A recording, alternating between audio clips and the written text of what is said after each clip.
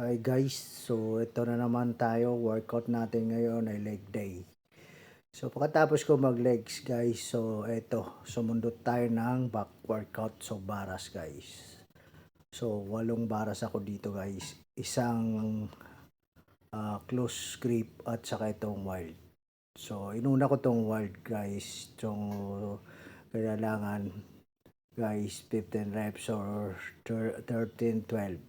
Okay, kahit pagod na tayo, so kailangan natin mag baras. So ito na yung pangalawa natin guys. So yan. So 4 set ako dito guys. 4 set. Then yung close grip 4 set din ako. So hindi ko lahat nakuha na ng video pero 4 set ako dyan.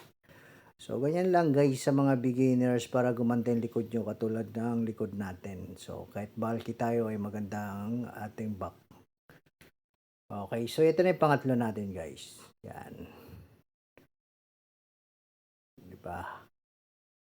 So kahit maka 12 reps lang kayo guys or 10 basta 4 set, okay na yun guys.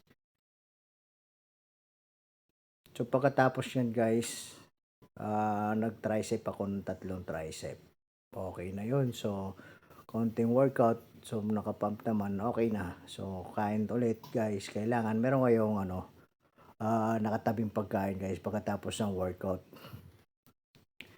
Iba yung natin, pre-workout meal at saka yung post-workout meal natin pagkatapos ng workout para sa recovery ng ating muscle guys. Okay? Hindi puro lang tayo buhat guys. Kailangan may pagkain tayong alam natin na kinakain natin para sa ating muscle. Okay? So magastos talaga guys. So practice posing na tayo guys. So tapos na yung baras natin. Ito, so nagpa-practice tayo mag-flex, yun. So kung makakapal na ang ating katawan guys. So sa mga kabakal na beginners guys, try nyo ng baras guys, nagpapaganda natin likod.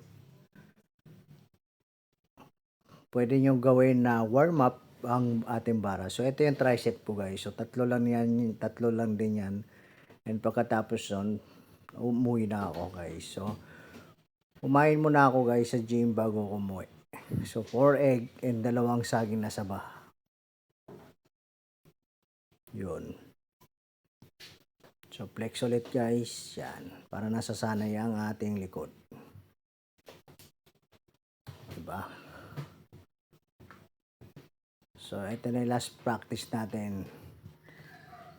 So yun lang mga kabakal sa mga followers natin. Salamat. Sa hindi pa nagpa-follow guys, please follow naman guys para nagkakaroon kayo ng mga idea na pang workout. Okay? So salamat sa inyo guys at ingat kayo palagi. Yun lang sa mga kabakal natin, tagulan, ingat kayo.